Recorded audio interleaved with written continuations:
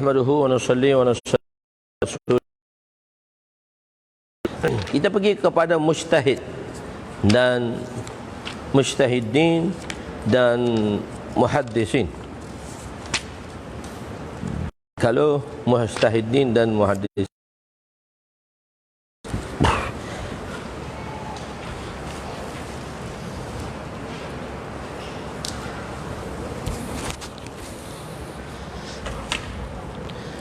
dia ke dalam kurung pertama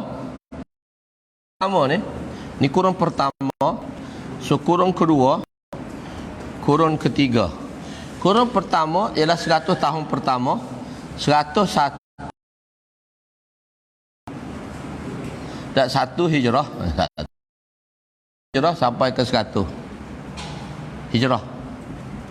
So kurung kedua 101 sampai ke 200 hijrah. Kurung ketiga dia 201 hijrah sampai 300 hijrah. Kalau kita kira kurun tu 100 tahun. 100 tahun sekali kurun tu.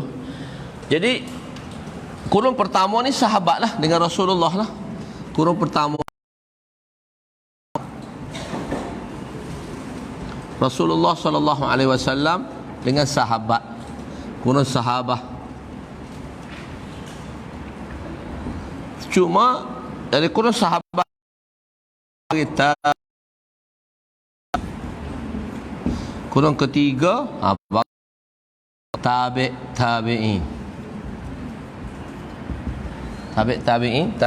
kurun kedua.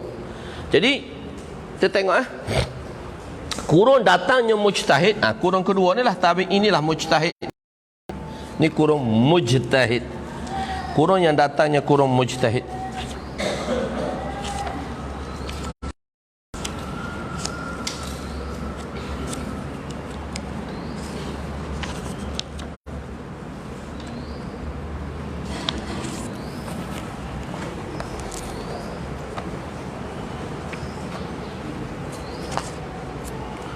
Kurung mujtahidin. Kurung datangnya mujtahidin tadi. Kurung mujtahid datang kurung kedua. Saya nak beritahu di situ sahaja. Jadi kurung mujtahid. Kurung mujtahid ni. Ni kurung mujtahid. Imam-imam mujtahid datang. Ini baru kurung muhaddisin ketiga. Jadi kurung mujtahid ni di 3 Imam Hanifah. Kurung mujtahid ni kurung Imam Abu Hanifah. Di sini kurung mujtahid.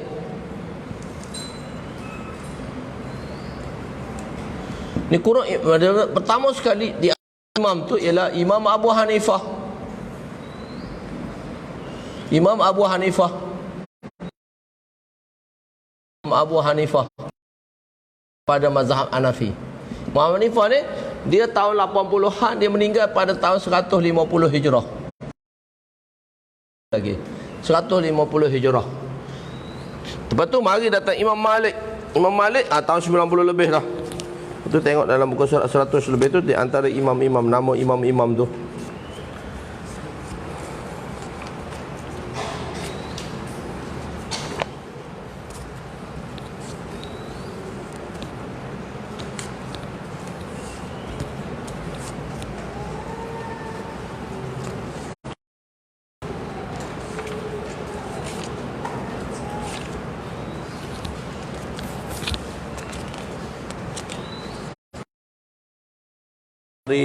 Imam Malik. Lalu Imam Malik 93. Imam Malik kedua Imam Malik. Imam Malik 93 hingga ke 93 hingga 179. Ni tarikh Imam Syafi'i meninggal, tarikh itulah Lepas tu Imam Syafi'i. Jadi Imam Syafi'i dia kurung kedua 150 hingga ke 204. Jadi Imam Ahmad, Imam Ahmad di antara imam yang 4, Imam Ahmad Imam Ahmad ni dia mari bersama mujtahid, dia mari sama muhaddisin dah. Muhaddisin dia mari bersama muhaddisin. So muhaddisin Imam Ahmad datang sama muhaddisin 164 hingga ke 241. Lepas tu baru mari ulama muhaddisin pertama Imam Bukhari. Sebelum ni ada dah muhaddisinnya. Sini semua ni ulama-ulama muhaddisin semua. Cuma yang menulis kitab-kitab besar tu ialah baru mula marinya Imam Syafi'i, Imam Abu datang Imam Bukhari. Datang Imam Bukhari. Imam Bukhari mari pada tahun hingga ke 256. Ni kurung ketiga Imam Bukhari. Jadi kurun ini ulama-ulama mujtahidin. Ulama-ulama mujtahidin ni datang, mereka dah lengkap dah mereka. Imam Abu Hanifah dah lengkap dah fiqh mereka. Imam Malik dah lengkap dah fiqh mereka. Imam Syafi'i dah lengkap dah fiqh mereka. Sebab tu dalam fiqh kita tidak bermazhab Bukhari. Bukhari kita kata hadis sahih, tapi kita mazhab Bukhari. Dia kena faham. Sekarang ada pendapat Bukhari sahih. So kita tak bermazhab Bukhari, kita bermazhab imam-imam. Dan mereka ni dah susun fiqh masing-masing. Jadi semasa tiga imam besar ni, semasa mereka kan hadis Bukhari dijadikan dalil. Mereka tak pandukan hadis Bukhari. Masa tu Imam Bukhari tak tulis kitab lagi. Jadi mereka dah sempurna dah fiqh mereka. Sebab tu kita tak kita belajar. Kita orang mengajar Bukhari, kita orang mengajar Muslim, tapi mazhab Imam Bukhari, kita tak mazhab Imam Muslim. Kita bermazhab mujtahidin. Sebab fiqh ni tu kalau Imam Bukhari nak sampai ke Rasulullah tu, sampai ke Rasulullah dia ada sanad besar, dipanggil sanad khumasi 5, sanad rubai 4 orang guru, sanad sulasi 3 orang guru. Dalam Bukhari hanya lebih kurang 4 atau 3 hadis saja yang sanad sulasi. Yang sanad sulasi, sanad yang 3 tu, 3 orang ustaz. Kan kebanyakannya sanad rubai dan sanad khumasi. Sanad khumasi 5 orang ustaz.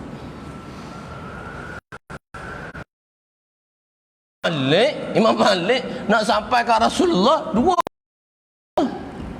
orang ustaz ya.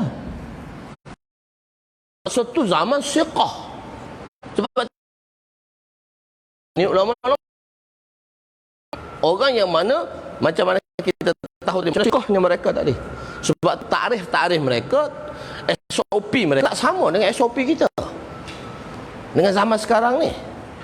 Orang yang menjaga maruah tu, orang yang meruah tu, orang nak jadikan siqah tu, orang nak jadikan taqwa, nak jadikan siqah tadi, adil tadi, ulama adil tadi, dia mesti bersikap, dia mesti melakukan 2 perkara, takwa dan meruah.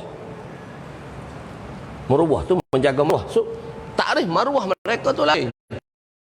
Jangan orang kedai kopi tak ada maruah dah, orang tu tak boleh ambil hadis dah. Dia tak jadikan rawi hadis dah zaman dulu. Jadi sebab itu kita bermazhab fuqaha. Fuqaha ni ulama yang datang. Jadi muhaddisin sahihkan hadis dia kena melalui fuqaha. Sahabat melalui Rasulullah. Jadi muhaddisin dia kepada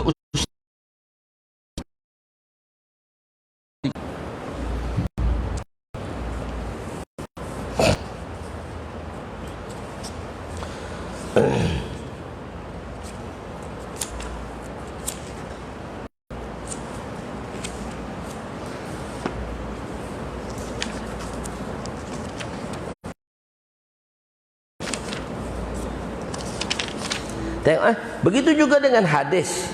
Ada mereka yang menghafal hadis sehingga boleh menghafal sehingga 1 atau 2 juta berserta dengan sanad, dengan hafalan mereka yang kuat.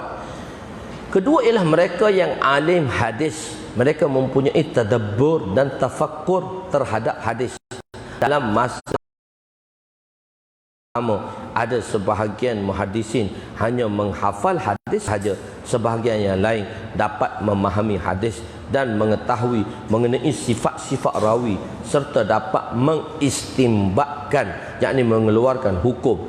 Mereka dipanggil fuqaha, ulama-ulama fuqaha.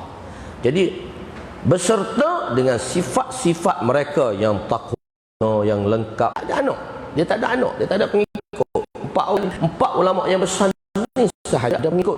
Ada susunan jalur kitabnya muktabar, ada susun jalur dia, sanad dia dengan penuh. Empat ulama besar ni saja. Yang lain tu tak ada pengikut. Ada zaman dulu adalah pengikut-pengikut dia.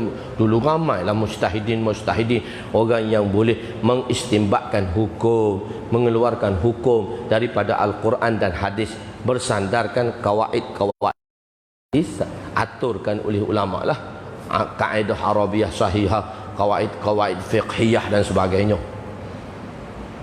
Jadi sebab itu yang berbeza, cuma yang ikhtilaf tu masalah dia satu lagi ialah satu perkataan.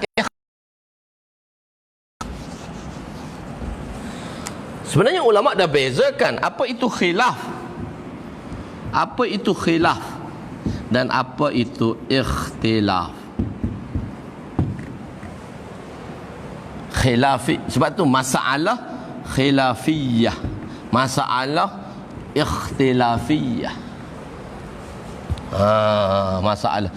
Sebab tu dia buktikan tu al-ikhtilaful ulama tu, itu ada maudhu' dia kata. Macam-macam lah. Kan? Khilaf, apa itu khilaf? Apa itu ikhtilaf? Dalam agama kita berikhtilaf. Kita bukan khilaf. Tapi tak apalah, khilaf ni dah sebut dah khilaf. Ikhtilaf ni dah sebut khilaf dah. Khilaf ni yes or no. Ya atau tidak. Kalau A ya, B salah. B ya, A salah. Itu khilafiyah. Ikhtilaf, good or better. Bagus, lebih bagus.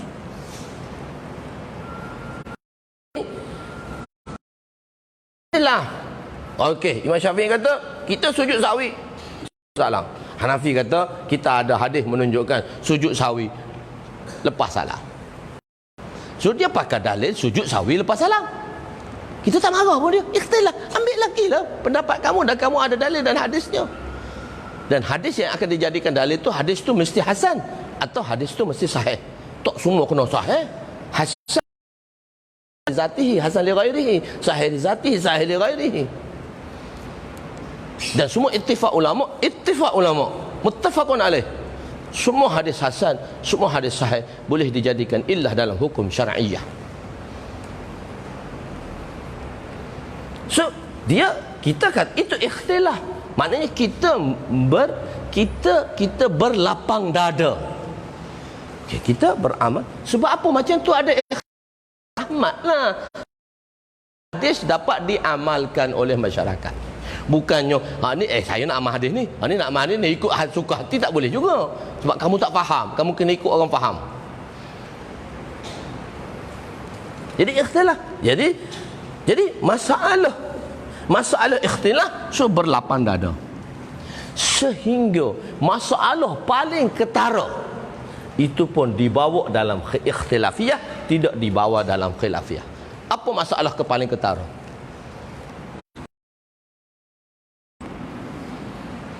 Apa dia? Qiraah khalfal imam.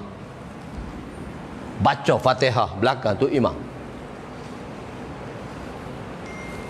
Hanafi kata apa dia? Qiraah khalfal imam. Hanafi kata haram. Hanafi kata haram baca belakang tu imam ni. Imam Syafi'i kata apa dia? Wajib. Wajib. Ni yes or no ni. Yes or no ni. Dia haram. Siapa baca qiraah belakang imam? Haram. Bagi Hanafi. Al-imamu dhaminun. So dia ambil dalil hadis tu. Al-imamu dhaminun. Faqra'u ma tayassara minal Quran. Dia tak ambil Fatihah. Dia kata baca apa pun tak apa selain Fatihah. Fatihah wajib aja, bukan fardu. Oh, fardu lain, wajib lain bagi Imam Hanifah. Kita fardu lain, fardu dan wajib adalah di segi amalnya sama, cuma di segi istinbatnya berbeza. Wajib datang daripada benda-benda yang fardu datang daripada tawatur, cuma wajib daripada khabar wahid. Tapi hukum dua-dua sama. Quran sembahyang fardu, haqimus solah, tawatur dalil dia. Tapi Fatihah la salata illa bi Fatihatil kitab, kita kata wajib, itu khabar wahid. Khabar wahid adalah zanni. So zanni tidak boleh berdarjah, tapi berdarjah wajib lah. Hanafi kata beza sikit, fardu dengan wajib beza. Kita kata al-fardu wal wajib mutaradifan. Sama je hukum dia dari segi hukum, bukan dari segi istinbat. Jadi kita Hanafi baca Fatihah belakang itu haram. Kita tak baca Fatihah salah, wajib, kecuali orang apa dia? Orang masbuk ajalah, rakaat yang dia masbuk tu. Imam tu dhamin untuk rakaat yang masbuk ajalah. Tak, Hanafi kata al-imamu dhamin. So, kita berlapang dada. Okey, kita kata wajib. Tak. Walaupun dia pendapat dia haram, tapi kita masih di bawah ikhtilaf. Bukan di bawah khilafiyah, di bawah ikhtilafiyah. So masing-masing terima dalil. Masalah sekarangnya hak ikhtilaf ni bawa pada khilafiyah. Tu dia nak marah tu. Tu dia nak marah, mana ada kunut Mana ada kunut? Oh, Ustaz Wahabi tu nak marah, mana ada kunut? Dalil mana ada kunut? Pula awak kunut. Tapi kita belajar di Pakistan. Pakistan mazhab Hanafi. Hanafi tak ada kunut. Maka orang Salafi di Pakistan berkunut. Sebab Hanafi tak ada kunut. Kita di Malaysia mazhab Syafi'i. Syafi'i berkunut. Maka Salafi di Malaysia tak ada kunut. Maksudnya dia ziddun. Dia ziddun aja. Dia ziddun aja. Nak tegak kepala, nak tegak benang basah aja. Nak bergaduh lagi terkira aja. Hanafi tak ada kunut. Kita masa duduk belajar Pakistan, kita pergi semayang subuh, kadang-kadang kita pergi semayang mazhab. Kita pergi semayang kat Salafi. Sebab ada kunut. Sebab kita Syafi'i kunut. Kita baca kunut, okey, alhamdulillah. Orang kata, kau pergi kat Salafi lah. Tak apa aku nak kunut. Aku pun kira Salafi, aku nak kembali kunut tu. Tidak, aku tak berkunut mana? Tak berkunut dah meraya Hanafi. Tak apa, tak berkunut pun. Kita berpuluh tahun tak berkunut-kunut pun. Tapi kadang-kadang pergi juga ustaz tak tahu pun. Kita pergi berkunut sekejap. Kata. Kita pergi tempat Salafi. Sebab di sana Salafi tak ada kunut. Mari Malaysia Salafi tak ada kunut. Pasal Syafi'i ada kunut. Salafi ada kunut di sana. Hanafi, Salafi ada kunut di sana. Sebab dia lawan Hanafi. Hanafi tak ada kunut. Duduk mengaji tu semua tu Ustaz Fakhrul Razi apa semua tu. Saing je tu. Mengaji sekali je belakang. Tapi sana dia lawan sini, dia kata tak ada kunut. Duduk sana memanglah berkunut pula apa dia. Apa dia dalil tak tahu. Jadi sebab tu kita berikhtilaf, kita bukan berkhilafiyah. Jadi cuma masyarakat kadang-kadang tak faham khilaf ke ikhtilaf, tapi sebut khilafiyah lah. Okeylah, khilafiyah tu maksud dia ikhtilafiyah lah. Gitu dia orang faham. Tapi sebenarnya khilafiyah beza khilafiyah. Macam hakun dengan sidqunnya beza. Beza ulama telah bezakan hakun sidqun. Hakun mutabiqul amr. haqqun mutabakul amr, sidqun mutabikul amr. Beza isim fa'il, isim maf'ul. sidqun amr, haqqun mutabakul amr. Beza. Sebab tu terjemah beza. Sebab tu dalam Quran semua haqqun. Al-jannatu haqqun, al-qabru haqqun. Dia tak kata sidqun, dia kata haqqun. Mesti membenarkan walaupun bersama dengan peristiwa. Sidqun bila sama dengan peristiwa. Berita atau i'tiqad atau berita yang sampai kat kita, i'tiqadi atau berita yang sampai pada kita, kita panggil dia jumlah khabariyah. Khabariyah tu dia bersifat dua, ihtimaliyah, dua sifat berbeza. Sama ada dia dia sidqun atau kizbun. Bila dia kizbun, bila ghair mutabiqul amr, ghair waqi'. Berita yang disampaikan masih lagi dengan kizbun. Sebab tu jumlah khabariyah, ihtimal dia sidqun atau kizbun. Bila dia sidqun, mutabiqul amr, peristiwa tu sama dengan berita. Berita yang dibawa itu sama dengan peristiwa. Nafsu amar lah, mutabiqul amr lah, peristiwa lah, waqi' lah, al-waqi' lah, mutabiqul amr waqi' lah, benda waqi'. Al-waqi', benda yang peristiwa. Dulu kan berita lain, peristiwa lain. Masa tahun 80-an, berita lain, peristiwa lain. Sekarang dah berita dah peristiwa sekali dah, dengan video apa semua. Dulu kita dengar berita, ubah dengan berita. Dunia peristiwa jam 10 tu seminggu sekali jam paginya, peristiwa jam 10, peristiwa dunia jam 10. Tak ingat lagi kita budak-budak tu tunggu peristiwa jam 10 sebab nak cerita peristiwa mari dengan gambar. Dulu berita baca. Sekarang tak ada dah berita. Peristiwa selalu lah. Dulu berita lain, peristiwa lain. Tahun 70 berita lain. Orang nak baca berita, okay, tak ada pun dapat tu belakang TV pun. Seminggu sekali bawa-bawa peristiwanya. Jadi peristiwa, kalau berita tu sama dengan peristiwa, sidqun. Kalau berita tu ghairi waqi', tak sama dengan peristiwa, kizbun. Kita panggil. Tapi hakun, benarkan walaupun bersalahan dengan peristiwa. Firman Allah Ta'ala sallallahu alaihi wasallam ialah hakun, mesti membenarkan walaupun bersalahan dengan peristiwa. Itu dia panggil hakun. Beza sikit dengan sidqun. Tapi kita terjemah benar belaka. Ya, dalam bahasa Melayu benar, tapi Arab dia beza sekali. Hakun dengan sidqun. Macam ikhtilaf dengan khilaf. Yes or no, khilaf. Ikhtilaf, good or better. Senang. Oh putih. Oh no, oh putih. Okey lah. Mana aula, gair aula je. Hak tu ya atau tidak aja. Sawab atau khata'. Tu je. Jadi mujtahid.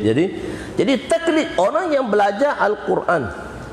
Orang yang belajar Al-Quran dan hadis adalah mustahab. Ini orang ulama-ulama dulu belajar Quran hadis ni. Mustahab bagi mereka bertaklid. Ini dan bagi mereka yang mahir dan memahami ilmu agama. Pendapat kebanyakan ulama pada zaman Imam Sayuti sahaja.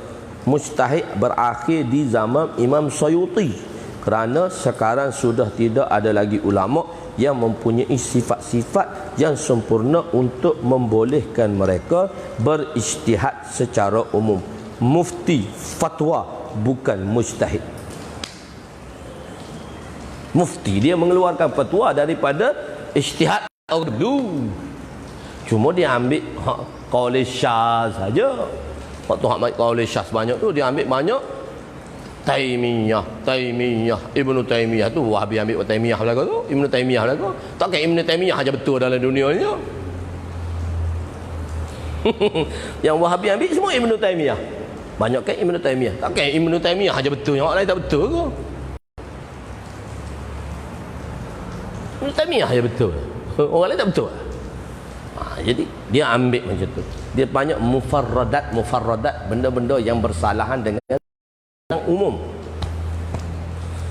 Macam tu lah tu keluar tu, umur Aisyah mana 6 tahunnya, 16 Nabi kahwin umur 19. Kita ditipu dengan dalil 20 dalil bahawa umur Aisyah 19 baru kahwin. Kita selama ni kena tipu lah. Kita kata umur Aisyah kahwin umur 6 tahun, Ruqsah umur 9 tahun. Wahabi tubik selalu dah umur 19 dengan dalil 17 dalil dia. Hak dalil dia. Tengoklah dalil kita. Cuma kita tak jawab. Kalau jawab banyak kerja. Banyak lagi nak fahamkan masyarakat. Nak jawab hak dia pun dia tak terima dah. Banyak masyarakat lagi. Ni sekarang hak yang masyhur tu keluar. Nabi beranak 9 atau 10. Rabiul Awal bukan 12. Kita lama dah sambut 9 dengan 10. 12 pun kita sambut, 9, 10 kita sambut. Tak ada tak ada hal pun. Kalau kat Yaman tu 9 pun sambut, 10 pun sambut, 12 pun sambut. Tak ada beza pun. Ni mari tak betul, 12 tak betul, 9 dengan 10 aja. Pening masyarakat viral dalam masyarakat nak jawab hal tu pun pening kepala. Sebab umum kan dia tak tahu. Jadi sakit kepala habis orang. Tu kita fiqh. Kita tetap fiqh. Jadi begitu. Tak apa. Syarat-syarat sempurna mereka mempunyai ilmu yang mendalam dalam ilmu fiqh, tafsir, hadis, ilmu alat, balaghah, ma'ani, bayan, badi', tarikh dan sebagainya. Imam Hafiz. Kita baca qiraat apa? Qiraat Hafiz. Qiraat Hafiz. Tariq Imam Syatibi, riwayat Imam Asim, anak murid Ibnu Mas'ud. Imam Hafiz, Tariq, Syatibi. Cuma Jazari terimburkan qiraat ke-10 tu Imam Asim tadi. Syatibi kata sampai 7 qiraat.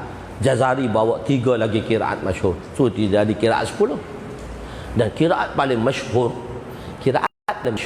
yang dibaca di seluruh dunia ialah qiraat Imam Hafiz. Satu qiraat Warash. Qiraat Warash ni dibaca oleh mazhab Hanafi, mazhab Maliki. Di Malaysia ni satu je tu imam baca qiraat Warash dalam Fatihah dia. Tu Imam Meru. Bernama Hambali, bermazhab Syafi'i, membaca mengikut mazhab Malik. Nama dia Hambali, tu imam tu nama Hambali. Bermazhab Syafi'i tapi baca Fatihah di masjid dia qiraat Hanafi, qiraat Maliki. Satu aja dalam Malaysia ni saya tengok di Meru, Kelang. Mati dah tu Imam Hambali tu rahmatullah alaih. Baca qiraat Warash. Dia baca qiraat Warash Fatihah dia. Lain seluruh dunia qiraat Hafiz. Imam Hafiz ni mujtahid, fuqaha, ulama, muhaddis. Cuma dia spesialis dengan qiraat. Kita panggil dia imam qiraat yang paling besar. Dan seluruh dunia semua musabbaqah tu semua qiraat Hafiz. Tak ada qiraat Warash, qiraat Hafiz. Dan seluruh dunia baca qiraat Hafiz. Imam hebat sekalipun, Imam Hafiz kata, saya bermazhab Syafi'i. Tu imam dalam Quran pun kata dia mazhab Syafi'i. Kita siapa tak ada mazhab? Imam paling besar dalam dunia tu, dia declare saya bermazhab Syafi'i. Tengok kalau baca syarah Jazari tu, Matan Jazari tu. Matan Jazari tu bahagian tajwid. Rumah saya dia pandai tajwid, dia mengajar Matan Jazari semua sekali. Dan syarah ustaz dia. Imam tu mengaku dia mazhab Syafi'i. Tak payah ikut mazhab pun tak apa dah dia. Memang orang faqih tu. Seluruh dunia orang baca qiraat dia. Tapi dia kata dalam bab fiqh ni kena ikut orang pandai dia tu. Saya bermazhab Syafi'i. Declare lagi. Declare penting. Sebab tu kita Malaysia declare dulu mazhab Syafi'i. Sebab tu tak bagi masuk dalam orang berpahaman lain tak ada tu lah. Tu majlis-majlis agama fahamlah. Kalau Negeri Sembilan, kami bermazhab Syafi'i. Siapa lain pada tu tak boleh masuk. Senang, dia kelas lalu pejabat agama. Kuala Lumpur boleh masuk, dia capur sikit. Lepas tu Perlis dia boleh masuk. Apa dia bukan mazhab Syafi'i. Mazhab ahli sunnah wal jemaah. Mazhab ahli hadis. Tak apa, tak kisahlah, tak kisah. Kita bukan nak marah, hamalah. Tapi jangan duk kata kita salah. Kita ada dalil sepenuh, fiqh cukup, lengkap. Jangan kita kata kita salah. Masalahnya dia jadikan semua khilafiyah. Dia kata kita salah belaka, dia je betulnya dalam dunia ni. Jadi masyarakat percaya. Masyarakat percaya. Kakak-kakak saya semua lecturer dengan lawyer. Ada satu kakak saya tua dah. Oh, dia kata engkau old school. Budak old school dia panggil saya. Bukan modern school. Maknanya old school ni budak-budak pondok, budak-budak madrasah lah old school. Oh, budak old school je. Tapi dia tak kata kat saya, dia takut. Dia kata kat kakak saya paling tua. Husnu tu old school dia tu. Pendapat lama. Bukan pendapat baru. Selalu saya jumpa dia kan, akak old school je. Bukan modern school pun. Dia lecturer. Dia nak jadi profesor lah. Lepas tu pencin tu. Kan, saya old school je, saya kata. Pondok budak-budak madrasah je kata. Kan. Jadi wajib. Jadi di Malaysia kita berfiqh kepada mazhab Syafi'i. Oleh kita bertaklid kepada mazhab Syafi'i. Perkara ini wajib kerana setiap mazhab imam yang empat hanya sahaja fiqh yang tersusun dan terjaga hingga ke hari ini. Dalam bertaklid tidak diharuskan untuk mencampur adukkan pendapat-pendapat daripada keempat-empat mazhab itu. Walaupun seorang itu mahir dalam empat mazhab, dia hanya dibenarkan untuk mengikut salah satu daripada empat mazhab. Tidak dia jadi benda lain. Walaupun dia boleh bagi fatwa, ustaz-ustaz kita dia boleh bagi fatwa dalam semua mazhab, tapi dia kata saya bermazhab Hanafi. Apa? Okey ya. Dia ada mazhab. Tapi boleh fatwa dalam, boleh empat fatwa boleh buat. Tapi dia basic dia saya bermazhab Hanafi. Dalam bertaklid, i'tiqad muqallid terhadap apa yang diijtihadkan oleh imam adalah betul. Ada kemungkinannya bukan salah, ada kemungkinan dia khata', sawab dan khata'. Tetapi tidak dikatakan juga pendapat imam mujtahid itu yakini, sebab dia zanni. Sebab tu kita kata zan az-zannu kal ilmi. Sebab usul datang selalu. Zan tu hukum dia bagi muqallid adalah qat'i. Ilmi itu maksudnya qat'i lah. Qat'i, ilmi, yaqini, sama je lah benda tu. Jadi pusat-pusat ilmu berada dulu Madinah zaman Rasulullah sallallahu alaihi wasallam. Lepas tu pusat-pusat ilmu kebanyakan orang Islam yang terdahulu bersama dengan waktu kalau pergi haji pula dengan orang tempatan guru-guru mereka di Yaman, di Marrakesh, Jazair, Palestin, semua datang ke tu. Sebab tu orang tu di Kufah. Orang tu dia ikut imam-imam dia lalu ke Kufah. Oh, Kufah mazhab Imam Abu Hanifah. Sebab sebelah sana tu, utara sana tu semua tu, Cina semua, Pakistan tu mazhab Hanafi. Mari ikut Yaman, mari ikut bawah ni Syafi'i. Kita Syafi'i ni nak jelasnya tempat banyak air. Sebab tu Syafi'i ni dia guna air lebih. Hanafi ni tempat tak ada air. Oh, jimat sungguh air dia. Dia kira 5 sen berkira. Sebab mazhab Imam Abu Hanifah peniaga. Fiqh dia dikira 5 sen boleh kira. Orang nego ni 5 sen boleh kira. Imam Syafi'i ini bukan orang nego. Macam-macam ulama-ulama besar. Allah Ta'ala bagi macam-macam kefahaman dia. Dan kita kaum muda, mereka yang tidak bertaklid kepada mana-mana imam daripada mazhab yang diempat dipanggil ghair, juga kalangan yang dikenali dengan kaum muda. Kalau Perlis kita panggil kaum muda, di negara Arab dipanggil salafi, dan di India dipanggil ahli hadis. Walau bagaimanapun mereka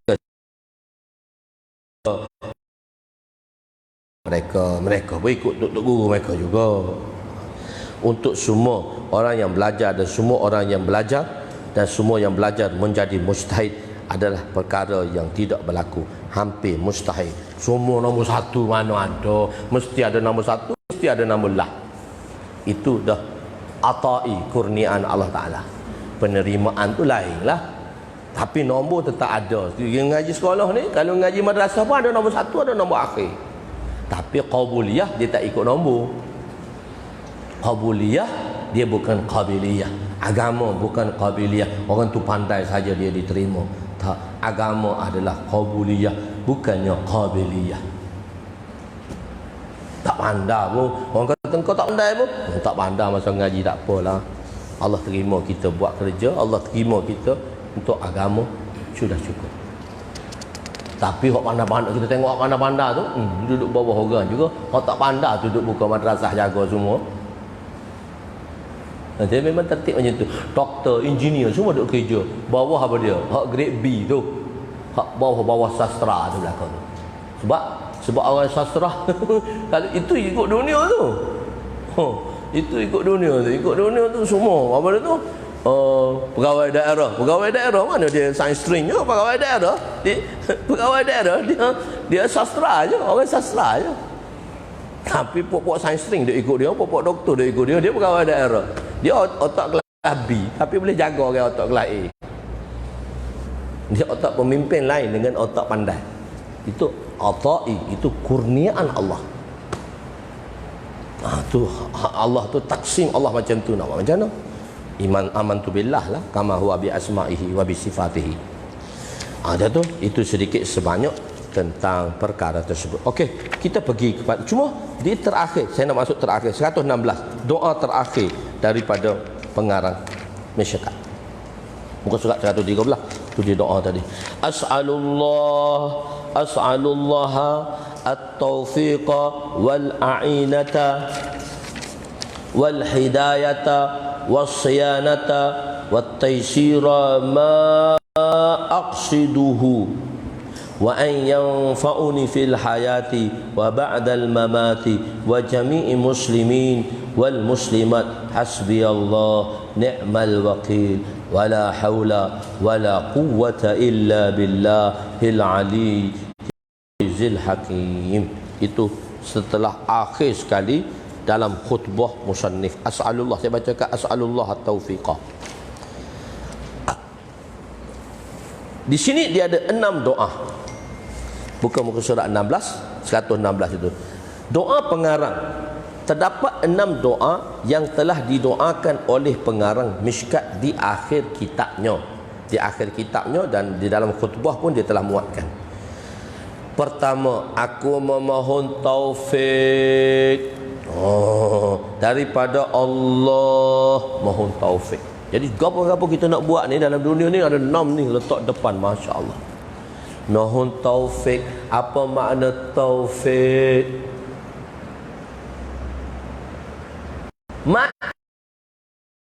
Allah tak bagi taufik.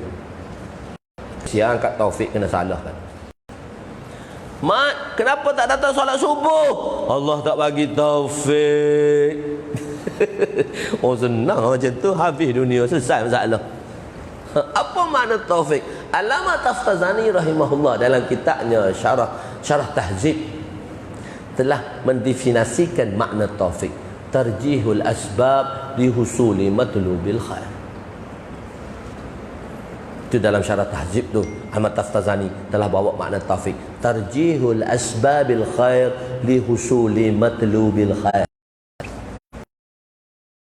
Di sini saya tak tulis sebab dalam kita tengok baliklah dalam Syarah Tahzib tu, untuk dalam syarah, dalam muqaddimah dia, dalam khutbah dia, Syarah Tahzib tu yang ditulis oleh Allamah Taftazani dalam kitab mantik, tak logik. Di situ kitab mantik dan aqaid sebenarnya, cuma kita ambil bahagian pertama mantik, kita tak bawa aqaid di situ. Yang ditulis oleh Taftazani dua-dua di situ, mantik dan aqaid.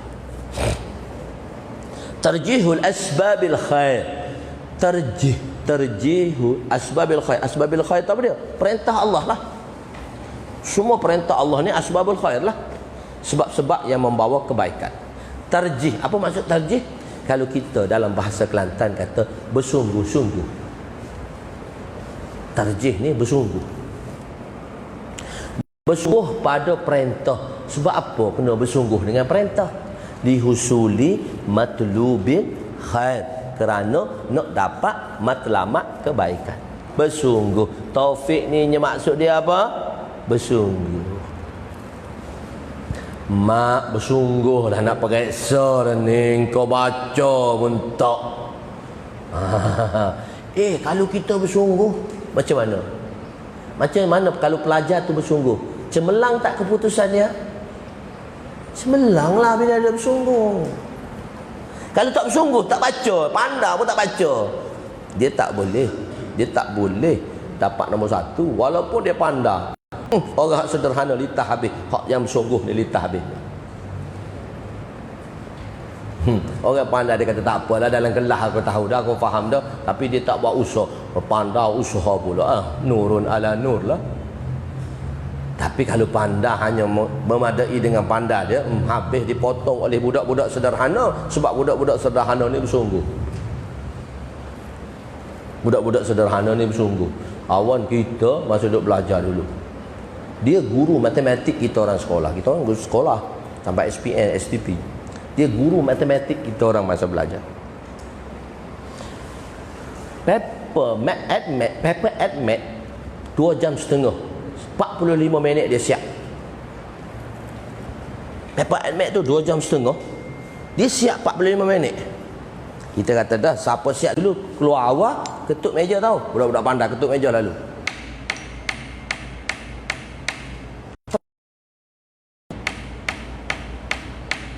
Duduk dalam dewan periksa tu. Allah, Datuk tu 45 minit siap duduk. Untuk guru kita, dia memang bejok. Baru meninggal kawan saya, Abdul Jalil nama dia. Bejok matematik. Tok guru, kita panggil tok guru dalam matematik. 45 minit siap. Allah kata aku banyak dia 45 minit komplit. Tapi dia confident. Atas dah 45 minit. Kita kata siapa atas dulu dia hero. Takkan tok guru tak atas dulu. Tak. Orang lain tu tengok so. Keluar result dia dapat 2. Kita orang semua dapat 1.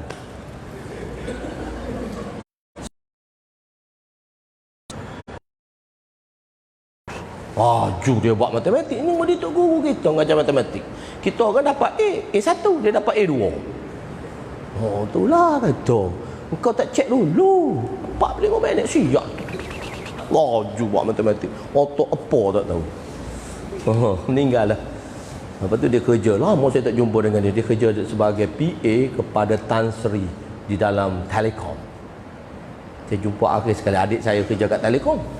Adik saya GM kat Telekom. Dia kata, kau tak kenal tak Abdul Jalil? Bang, kawan aku lama aku tak jumpa tu. Tok guru kami. Lepas tu tahun ni dia meninggal. Dia buah pinggang dia fail. Meninggal. Dia kena tu jatuh pengsan. Memang dia dah sakit dah jatuh pengsan. Dia tak kahwin. Tapi dia tak kahwin, dia sakit. Dia dah kahwin. Mati meninggal tahun ni. Inna lillahi wa inna ilaihi raji'un. Saya ingat dia duduk ngaji. Dia dapat A2. Tapi otak bijak. Kita semua dapat A1. Tak apalah. Sudah lawak pun A1 juga. So macam tu sekali. Dia tak semesti. Dia bersungguh. Orang bersungguh. Tarjihul asbabil khair lihusuli matlubil khair. Orang bersungguh dia dapat. Taufik ni maksud dia bersungguh. Bersungguh kena bangun malam. Bersungguh kena belajar. Bersungguh kena menghafal. Bersungguh. Ada ustaz kawan saya nama ada Abdul Wahid. Dia menghafal 6 bulan. Habis budak Quran. Bijak. Tapi mengajar alim tak habis. Quran bijak. 6 bulan. Lepas 6 bulan dia sakit. Balik Malaysia 3 tahun sakit. Duduk kampung, duduk hospital dekat setahun. Tak mati. Sakit. Dia kata balik pertama buang air besar.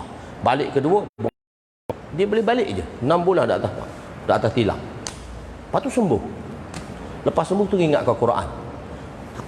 Datang balik madrasah lama, terbang. Datang balik nak buat syahadah. Hafal 6 bulan, dekat 2 tahun sakit. Lepas tu datang untuk buat syahadah Quran.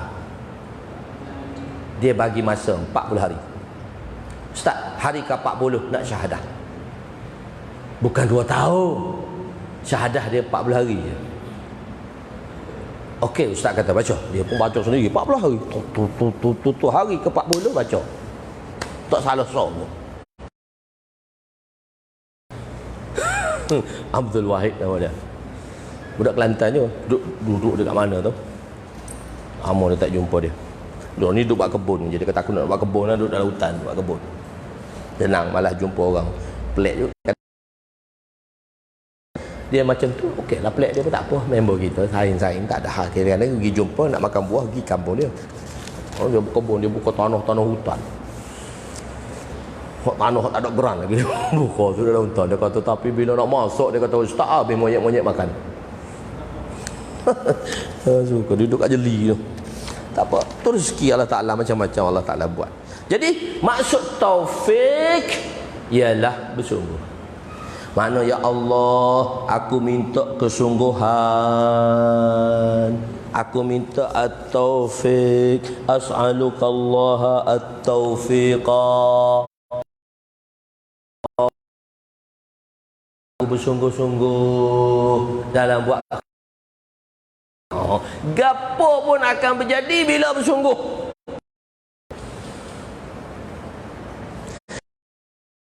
Kedua, tanpa bantuannya tidak dapat melakukan apa-apa. Maka yang kedua, minta apa? Al-i'anah, bantuan. Ista'in, minta bantuan.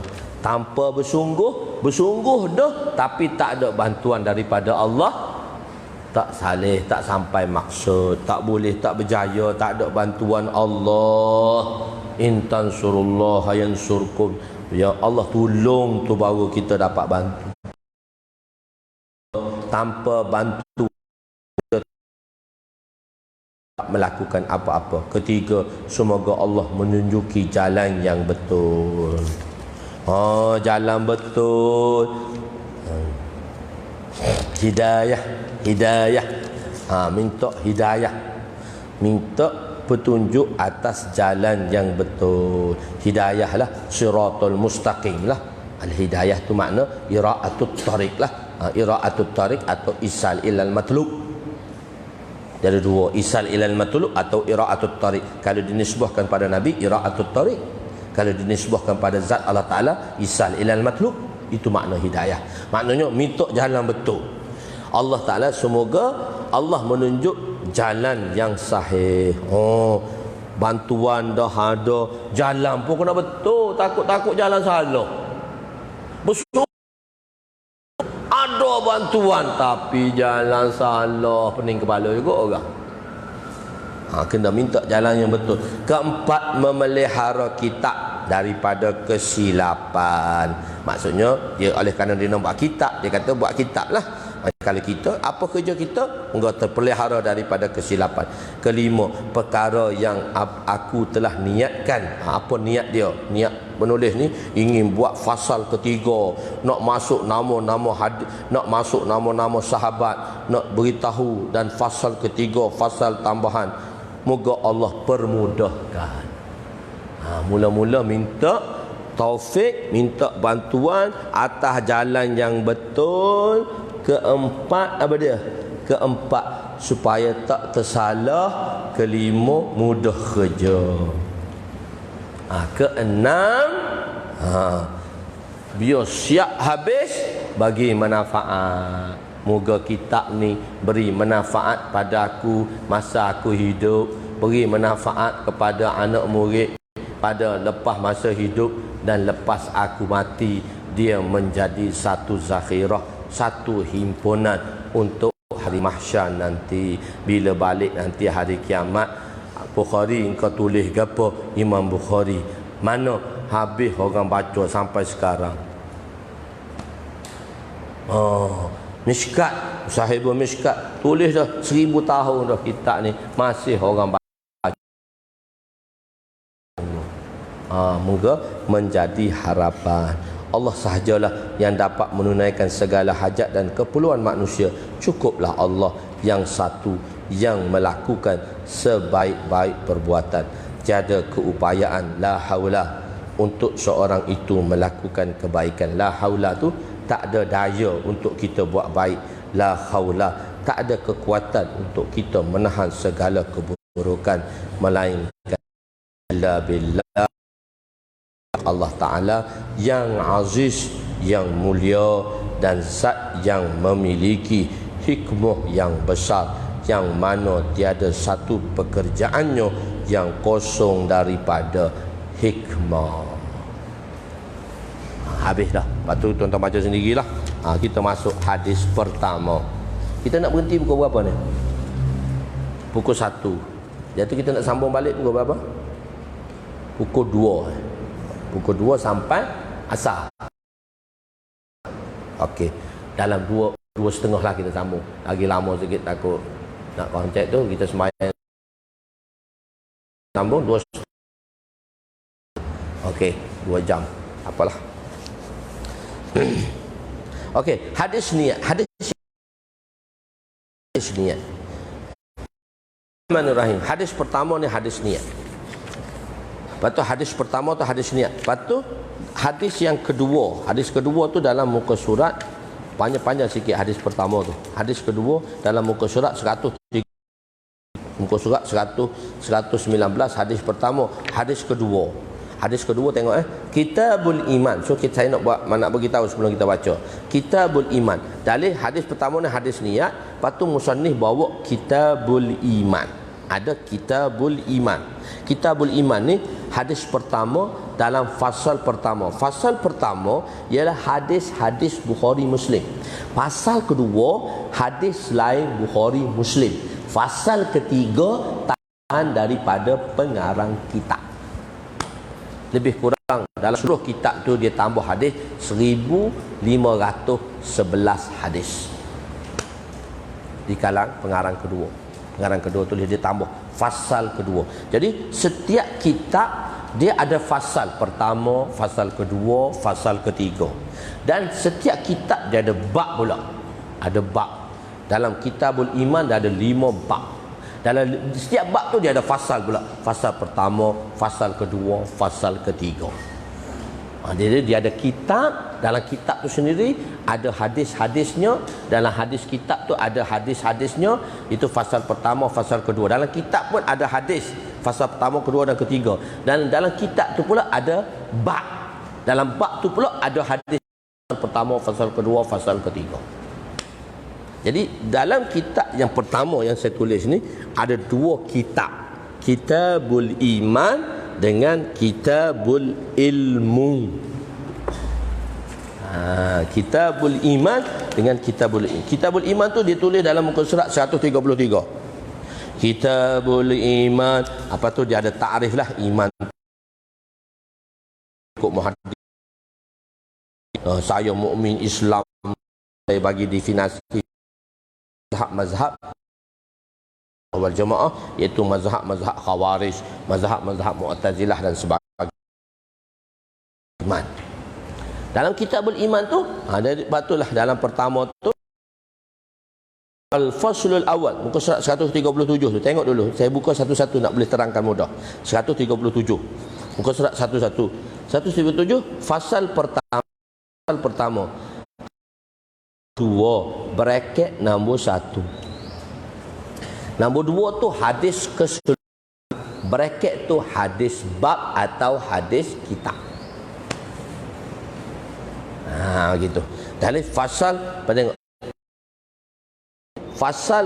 Fasal pertama. Lepas tu dalam tu dia pun akan baca pula atau fasal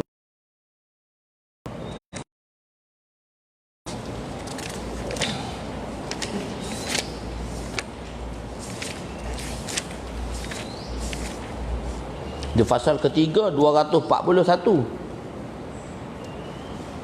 Fasal kedua.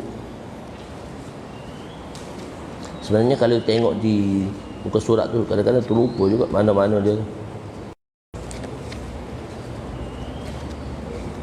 Fasal kedua. Muka surat 233. 233 fasal kedua. Fasal kedua tu hadis-hadis selain Bukhari Muslim. Fasal kedua. Fasal ketiga 241. Hadis Bukhari, Muslim masuk balik, dan selain daripada ulama-ulama dan 13 ulama yang disebut di dalam Muqaddimah Mishkat tadi. Dia ada sebut 13 ulama yang mana disebut tadi. 13 ulama yang diambil daripada kitab tersebut. Jadi itu fasal ketiga. Ini fasal ketiga di dalam bab. Jadi tengok, kalau fasal ketiga tu 241, hadis ke-36 bracket 35 di dalam Kitabul Iman. Lepas tu di dalam Kitabul Iman dia ada pula bab pertama. Bab pertama ialah bab dosa-dosa besar, babul kabair wa alamatin nifaq. Itu bab pertama dalam fasli iman, muka surat 3. Tengok dulu, nanti kita tak baca lagi. Saya nak tuan-tuan boleh faham benda tu dulu, sebab kita tak baca satu persatu hadis ni. Kalau baca satu persatu memang tak habis, sebab kita 2 kali datang. Saya nak habis 1 jilid ni. 2 kali datang saya nak habis 1 jilid ni, sebab kita ada 10 jilid, kena 20 kali datang.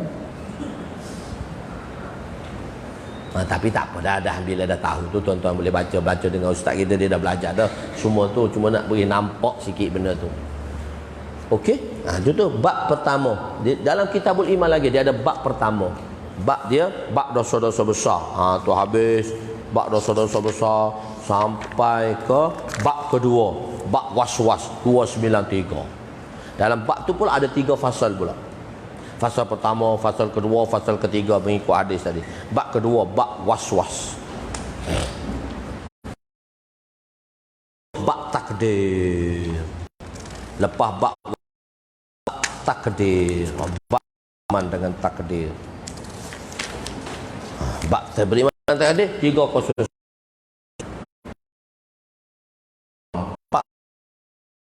dalam bab waswas. Hadis dia sampai 16 sahaja. Dibawa oleh pengarang, hadis dia 16 saja. Takdir, bab ketiga, bab takdir. Bab keempat, bab beriman dengan qada, bab beriman, bab sabitnya azab kubur. Muka surat 377. Hadis bab takdir ada 46 hadis. Muka surat 374, hadis yang ke-124 bracket 46. Hadis tu hadis ke-46 di dalam bab beriman dengan takdir. Bab beriman dengan takdir dalam Kitabul Iman. Segala yang berlaku adalah satu ketetapan. Sebab setiap bab tu saya ada tajuk dia. Setiap hadis tu saya buat tajuk. Kadang-kadang tak ada juga tajuk. Mungkin hadis kedua tu lebih kurang hadis pertama tak ada tajuk. Cuma dalam 6,000 hadis ni, dalam Mishkat dia tidak ada takrar. Maknanya tidak ada hadis berulang. Imam Bukhari dia tulis hadis 7,275 hadis. Setelah takrar dia ada 4,000 sahaja hadis. Sebab innamal a'malu binniyat, Imam Bukhari bawa sebelah tepat dalam Bukhari. Hadis innamal a'malu binniyat ada sebelah tempat datang dalam Bukhari, innamal a'malu binniyat. Sebelah kali mari bawa hadis sama. Pengarang pertama ni, dalam pengarang kedua Masabih ada hadis berulang, tapi pengarang Mishkat kata hadis berulang saya tak nak ulang, saya akan letak hadis tu mana tempat yang sesuai. Kalau tempat tak sesuai, saya letak tempat lain. Kadang-kadang dia datang 2 tempat ni dengan tempat ni, saya akan kekalkan hadis tu mana yang sesuai. Maka di situ dia tak dibawa sebagaimana kita asal Masabih. Lepas tu bab keempat beriman, iman pada azab kubur. Yang kelima, bab kelima berpegang teguh kepada Al-Quran dan Sunnah. Itu bab kelima, berpegang teguh kepada Al-Quran dan Sunnah. Dalam di situ pun ada lebih kurang banyak hadis. Ada 47 hadis juga, iaitu dalam bab Al-Quran dengan Sunnah, muka surat 403 sehingga ke 478. Hadis dia 58. Bab berpegang teguh kepada Al-Quran dan Sunnah. Di situlah akan keluarnya apa itu bid'ah, dan dibahaginya bid'ah tadi oleh ulama. Berapa itu bid'ah? Tak semua bid'ah itu sesat. Bid'ah dibahagi kepada 3. Bid'ah lughawiyah, bid'ah istilahiyah, bid'ah amaliyah. Bid'ah lughawiyah,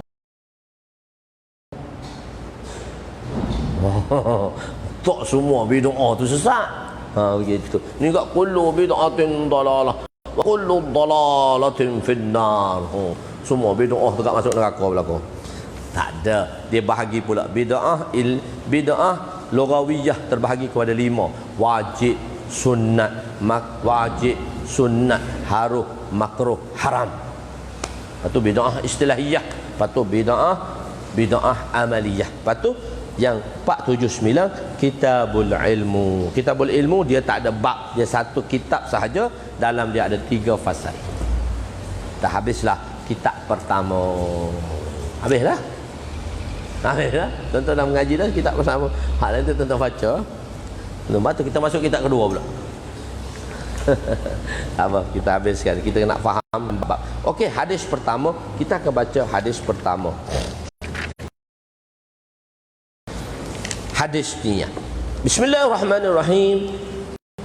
An Umar bin Khattab radhiyallahu anhu qala Rasul sallallahu alaihi wasallam innamal a'malu binniyat wa innamal limri'in ma nawa faman kanat hijratuhu ila Allah wa rasulih fa hijratuhu ila Allah wa rasulih wa man kanat hijratuhu ila ad-dunya yusibuha aw imra'atin yatazawwaju hijratuhu ila ma hajara ilaihi muttafaqun alaih aw imra'atin yankihuha. Saya tak ambil riwayat yang kihuha. Saya ambil riwayat yatazawwajuha. Kenapa? Nak pilih sosok hadis ni saya tengok 10 kitab dulu baru saya pilih satu-satu hadis tu mana saya nak ambil. Saya tengok 10 nuskah dulu baru saya ambil hadis tu. Jadi mana banyak nuskah, mana yang paling banyak, keluaran mana yang paling banyak hadis tu saya ambil. Yatazawwajuha. So tengok di dalam hadis apa ni orang panggil hadis Jibril tu. Hadis Jibril tu tengok hadis Jibril. Wa an Umar bin Khattab qala bainama nahnu inda Rasulillah. Ada riwayat bainama nahnu julusun. Satu budak buat MA, dia telefon saya, dia kata ustaz, kenapa nuskah ustaz tak ada julusun? Pak saya baca ada julusun. Saya kata belajar nahwu tak? Kalau tak belajar payah saya nak terang. Kalau belajar okey lah saya kata. Saya belajar tak apa. Saya pun hantar kat dia 10 warakah tak ada riwayat julusun, tak ada perkataan julusun. Satu saja yang ada perkataan julusun. So saya tarjihkan yang tak ada. Nak pilih satu-satu. Lepas tu saya baris pula tu. Jadi tak payah. Kita asal dia tak ada baris. Tu saya tolong baris lah tu semua tu.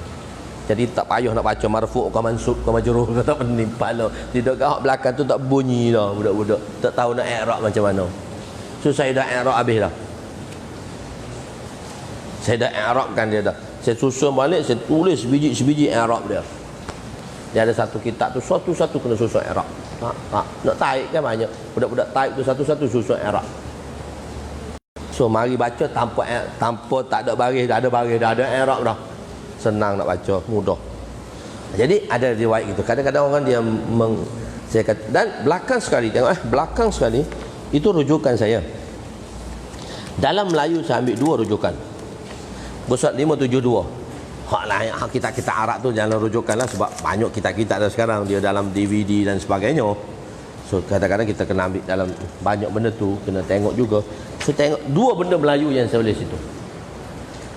Tafsir Pimpinan Rahman pada pengertian Al-Quran, Syekh Abdullah Bismih. Semua terjemahan Al-Quran yang saya bawa di dalam kitab ini, saya hanya terjemah daripada Pimpinan Rahman sahaja. Saya tak ambil mana-mana terjemah lain. Kadang-kadang kan nak ikut sedar ayat ni dia terjemahan kan, kadang-kadang dia makna-makna sebagainya. So saya ambil satu saja, saya buat keputusan semua terjemahan ayat Al-Quran yang saya bawa dalam syarah nanti saya akan terjemah di bawah pimpinan Rahman. Pimpinan Rahman. Sebab pimpinan Rahman diterima oleh Jakir. Senang. Tak ada orang nak iktirak nanti. Ustaz ambil mana? Ustaz terjemah mana? Quran mana? Ustaz ambil senang. Engkau baca pimpinan Rahman tu. Semua kau ambil kat pimpinan Rahman tu aja terjemahan. Dalam pimpinan Rahman saja saya ambil. Dan selepas tu kalau kamus, kalau dalam edisi kamus untuk bahasa Melayu, saya ambil kamus Dewan Bahasa cetakan keempat, edisi keempat, pustaka Dewan Bahasa dan Pustaka tahun 2007. Atau hak latest punya kamus Dewan Bahasa dan Pustaka. So sekarang ada dah edisi baru lagi lah. So saya ambil edisi baru tu pun dia cetakkan baru je lah. So isi dia sama lebih kurang. So saya ambil daripada edisi tahun, sebab kitab ni 2007 saya dah siap dah. 2010 saya dah siap dah. Saya tulis dengan tangan tu dah siap dah. Cuma penulisan tak ada lagi dalam tak ada lagi dalam pencetakan. 2014 baru cetakan pertama dikeluar jilid pertama. Satu 2007. Okey. Di situ.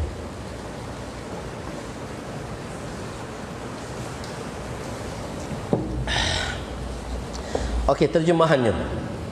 Sayyidina Umar radhiyallahu anhu. Sebab tu dalam setiap nama sahabat saya letak Sayyidina Umar, Sayyidina, Sayyidatuna, Sayyiduna. Pada Sayyiduna, patutnya Sayyiduna, tapi tak mau main mana dah jar Sayyidina dah. Melayu kan dia banyak jar dah. Sebenarnya Sayyiduna kalau mubtada lah. Sayyidina tu dah jadi majrur dah. Apa yang memajrurkan dia, mana huruf jar sebelum tu tak tahulah. Tak apalah, benda itu kita panggil i'rab hikayat sajalah. Senang. Nama orang i'rab pula. Kenapa tak kata Sayyiduna, kata Sayyidina? Oh pening pula nak tegang kepala tu. Saya kata huruf jar dia sebelum tu tak tahu main mana. An kali ikut. An Umar, tu huruf jar dia tu, an tu huruf jar. Tapi moga dalam Arab dia tak tulis lah an Sayyiduna, an Sayyidina. Dia tulis an Umar selalulah. Jadi huruf jar dia tu an. Tapi saya tak terjemah daripada dulu, saya tak terjemah daripada, tak ada. Saya terjemahan biasa. Sebab hadis ni bersanad, bukan daripada. Mana punca dah hadis ni kita dah tahu dah siapa sanad dia. Sanad dia muttafaqun alaih tu. Jadi saya terjemah Sayyidina Umar radhiyallahu anhu telah meriwayatkan. Saya tak terjemah diriwayatkan daripada. Tak. Saya tak pakai riwayat tu. Semua hadis saya pakai macam tu terjemahan. Saya terjemah beza sedikit dengan terjemahan biasa. Patut an, sebab awal tu dia terjemah an daripada Sayyidina, itu dimulakan perkataan diriwayatkan daripada. So dia jadi majhulat selalu. Ruwiyah. Saya tak kata ruwiyah, rawa. Tu dia riwayat, saya kata rawa. Calon. Sayyidina Umar bin Khattab radhiyallahu anhu meriwayatkan bahawa Rasulullah sallallahu alaihi wasallam bersabda, berkatanya Sayyidina Umar, Rasulullah sallallahu alaihi wasallam. So saya guna terjemah muhawarah, saya tak guna terjemah lafzi. Terjemah muhawaratan, terjemah bahasa percakapan harian. Satu terjemah lafzi, saya tak terjemah telah berkata oleh Sayyidina Umar. Saya tak kata macam tu. Saya tak terjemah lafzi. Saya kira orang tu hak belajar nahwu mula-mula tu kena tahulah. Telah memukul akan dia oleh saya. Saya tak guna lafzi, saya guna muhawarah. Saya guna bahasa percakapan. Daraba Zaidun Amran, telah memukul oleh Amar. Daraba Zaidun, telah memukul oleh Zaid akan Amar. Dah, Zaid pukul Amar selalu sebenarnya. Muhawarah, dipanggil muhawarah. Dia ada terjemah muhawarah lain dengan terjemah lafziyah. Untuk pelajar-pelajar ibtidaiyah, kita kena terjemah lafziyah sebab kita nak tahu mana fa'il, mana maf'ul, mana majrur, mana khabar, mana mubtada, makna mana tafsir, mana mana mausuf, mana na'at dan sebagainya dah diberitahu. Hanya saja segala amal bergantung kepada niat-niat. Maka bagi setiap orang itu, bagi apa yang diniatkan. Maka barang siapa yang hijrahnya untuk Allah dan Rasul, maka hijrahnya untuk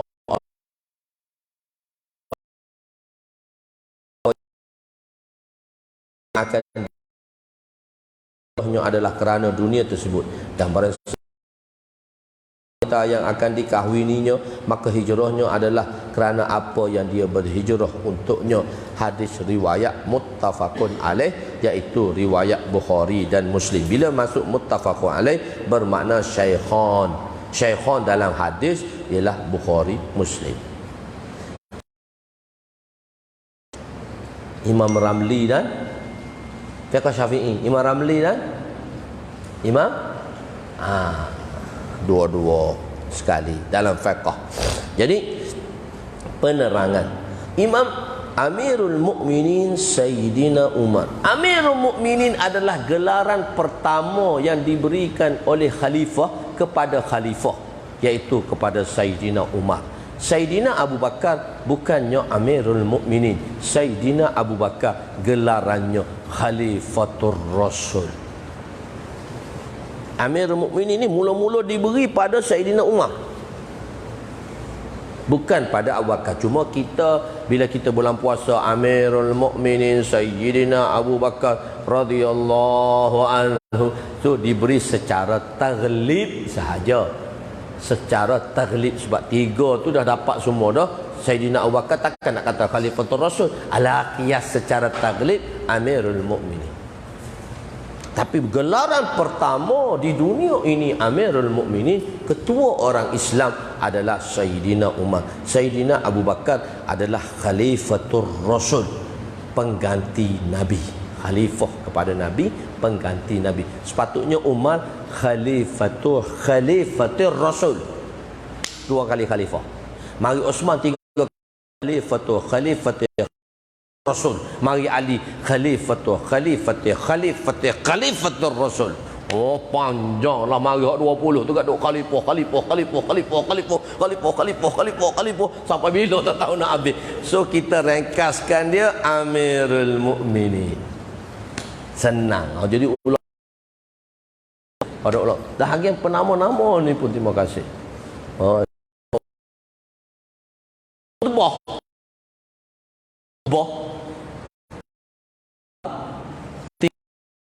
Timbang Nabi ada 3 anak tangga. Nabi duduk nombor. Bila datang Sayyidina Abu Bakar, Sayyidina Abu Bakar turun ke, dia kata dia tak boleh duduk pertama sebab penghormatan Sayyidina Abu Bakar pada Nabi terlalu tinggi. Dia tak duduk tempat Nabi, dia duduk tangga kedua. Mari Sayyidina Umar. Sayyidina Umar kata, mana bila aku boleh duduk tempat Abu Bakar? Dia duduk tingkat pertama, anak tangga pertama. Mari Sayyidina Uthman, patut dia duduk G lah, bukan first floor, G lah, tingkat bawah. Betul? Dia patutnya duduk G lah. Dia tak duduk G, dia duduk tingkat nombor 3. Sayyidina Uthman naik tingkat nombor 3, duduk tempat Rasulullah. Kalau tidur tu imam khutbah, basement. Makin seorang keturun, kita akan dapati orang berkhutbah di bawah basement. Sebab kena turun. Mana orang bawah tu tak boleh dah. Orang bawah tu tak boleh dah. Tak sama dah tu imam dengan orang dulu. Takwa dia tak sama dah, keturun. Jadi tu imam khutbahnya di basement. Kalau kat Terengganu ni payah nak cari basement. Kuala Lumpur senang nak cari basement. Banyak basement, sampai 10 basement bawah. Tu imam duduk mana? Basement khutbah. Jadi Sayyidina Osman, kita langkah pagar lah, dia kata kita duduk tempat Nabi. Alhamdulillah, 1400 tahun dah mari tu imam duduk tingkat atas sekali khutbah. Pembaharuan dibuat. Pembaharuan tu pun kena ada juga, bukan bid'ah. Ni semua pembaharuan, semua bid'ah berlaku. Pening kepala. Khair. Sayyidina Umar lahir tepat 13 tahun selepas kewafatan Rasulullah wahid. Berusia 27 tahun di Mekah, berhijrah ke Madinah. Rasulullah berhijrah. Dia riwayat hadis banyak, 539 hadis riwayat dia di antara sahabat-sahabat yang meriwayatkan hadis daripada beliau. Dan beliau meninggal khalifah pada 10 tahun 5 bulan. 10 tahun 5 bulan. Satu ketika dalam hayatus sahabah, Sayyidina Abdullah bin Umar radhiyallahu anhu jumpa ayah dia lepas mati. Mimpi jumpa ayah dia, jumpa Sayyidina Umar lepas mati. Sayyidina Umar telah ayahnya dah mati 3. Ayahnya telah meninggalkan kami sudah 13 tahun. Sayyidina Umar kata apa? Kubur tu baru habis soalan tentang khalifah. Aku jadi khalifah 10 tahun 5 bulan tu, 13 tahun soalan tu duk tanya, malaikat duk tanya aku bab khalifah aja. Tak ada benda lain. Tu Umar tu paling adil pun 13 tahun kena soalan bab khalifah. Tu lah nak jadi khalifah, nak jadi PM saya kena tanya dalam kubur lama weh. Jangan duk jadi, nak minta nak jadi sangat PM nya. Kena tanya dalam kubur lama. Umar begitu takwa 13 tahun.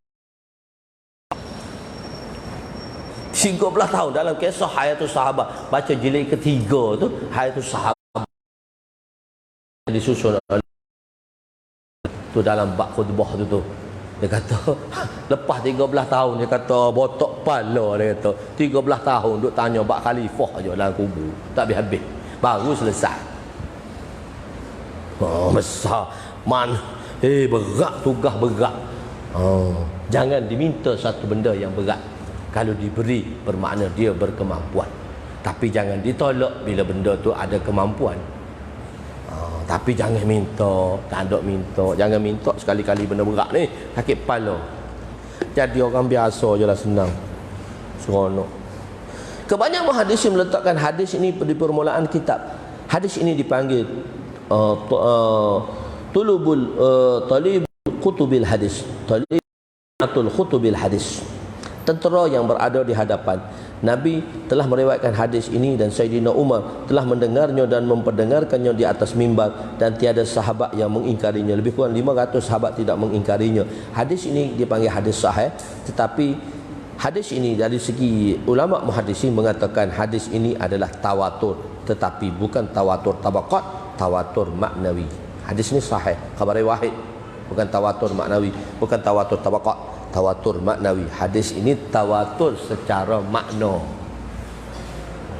Ada orang yang iskalkan tawatur apa tu ustaz? Saya tulis tawatur maknawi, bukan tawatur tabaqat, tawatur maknawi. Di sini kita perlu tahu, lihat apa pun kita belajar apa untuk apa? Kita belajar untuk mendapat redha Allah dan untuk beramal, maka kita akan mendapat ganjaran yang besar. Sebab tu saya bawa satu hadis, kalau kita belajar tanpa niat yang betul, maka an Abi Hurairah radhiyallahu anhu berkata, qala Nabi sallallahu alaihi wasallam, ta'allamal ilma mimman yubtagha bihi wajhullah azza wa jalla, la yata'allamuhu illa liyusiba bihi 'aradan min ad-dunya, lam yajid 'arfal jannati yawmal qiyamah, ya'ni rihaha. Rawahu Abu Daud, babu fi talabil ilm li ghairillah. Tu hadis tu diambil daripada kitab Abu Daud. Sayyidina Abu Hurairah radhiyallahu anhu berkata, Rasulullah sallallahu alaihi wasallam bersabda, sesiapa yang belajar ilmu semata-mata untuk mendapat harta benda dunia, sedangkan ilmu itu sepatutnya dipelajari untuk mendapat keredaan Allah, maka pada hari kiamat dia tidak akan mendapat bau harum syurga. Tak ada bau harum syurga. Jadi sebab itu ulama-ulama muhaddisin, ulama-ulama fuqaha mengatakan, Imam Syafi'i khususnya telah mendakwa hadis ni separuh ilmu. Setiap dakwa antum mesti ada dalil lah, takkan tak ada dalil. Dia kata ni separuh ilmu, bermaksud bukannya kita tahu hadis ni kita tahu separuh ilmu agama, mana tahu satu hadis lagi semua ilmu agama, tidak. satu-satu benda tu dia melihat kepada sudut, dia pada ada item. Satu bangunan kita ada berapa sudut pandangan? Pandangan depan bangunan, pandangan sisi bangunan, pandangan atas bangunan, pandangan belakang bangunan. Setiap pandangan tu wajahnya berbeza. Pandangan depan dia ada lenggok lain. Kalau kita dalam plan tu ni pandangan depan, ni pandangan sisi depan, dia plan lain, wajah dia lain. Kalau tengok tepi, plan dia lain. Kalau tengok atas, plan dia lain. Sebab itu satu-satu perkara tadi ditakrifkan mengikut dari sudut mana dia lihat.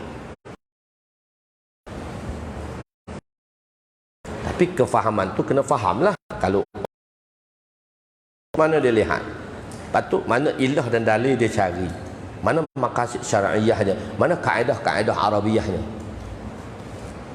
Tapi satu orang ditanya, masjid tu macam mana masjid? Dia kata satu kubah ustaz. Masjid ada kubah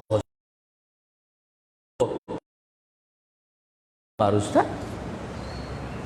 Tanya orang ketiga, belakang dia ada pintu ustaz. Saya nampak pintu je.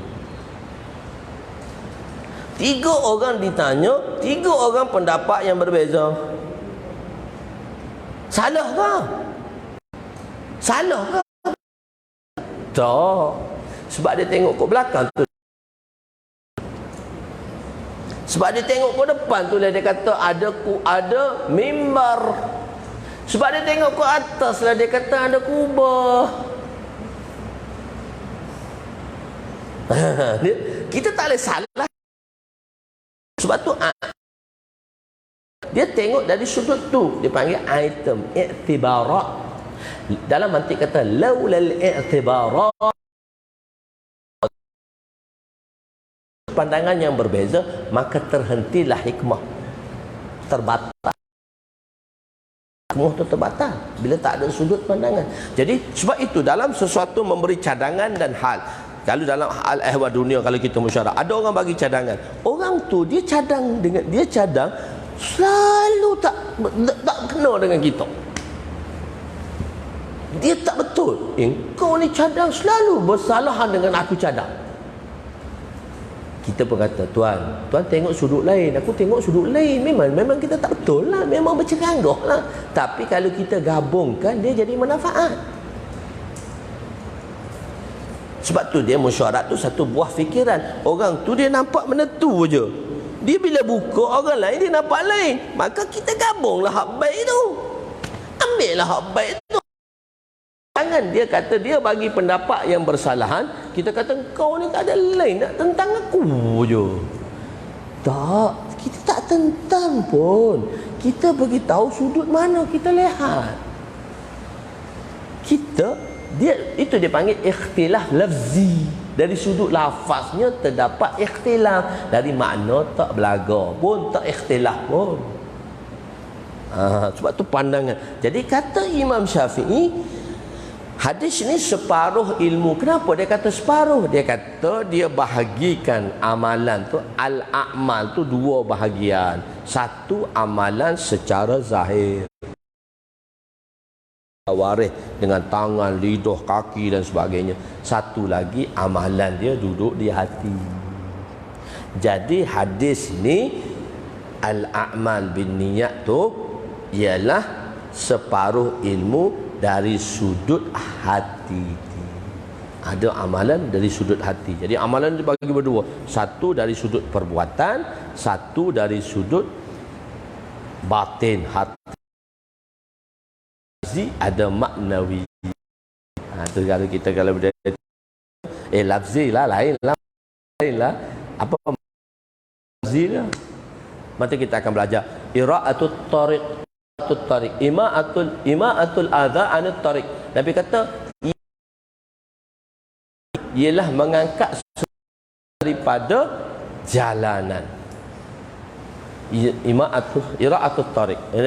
Imatatul adha anut tariq. Nanti akan hadis akan datang. Imatatul adha, sesuatu imatah. Imatah tu imatatul adha. Adha tadi memberi makna muzi, iaitu sesuatu yang menyakiti di tengah jalan.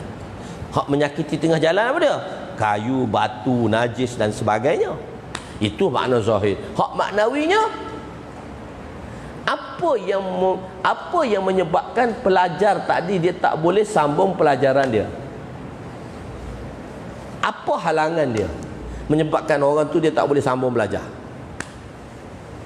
Apa dia? Keuangan.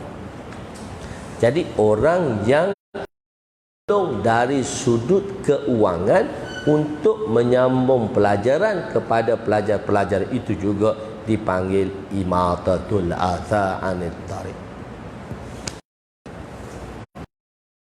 Beasiswa orang hak duduk tanggung. Oh, okey, budak ni ustaz, anak madrasah pelajar ustaz ni ada berapa orang? 30 orang. Okey, saya biayai 2 orang. Tiap-tiap bulan saya bayar dia. Kata orang kaya tu lah. Tak kaya pun tak apa. Kata orang pemurah tadi, ustaz, saya tanggung dia lah sampai dia habis belajar. Jangan bagi tahu dia. Biar dia habis belajar, saya tanggung dia.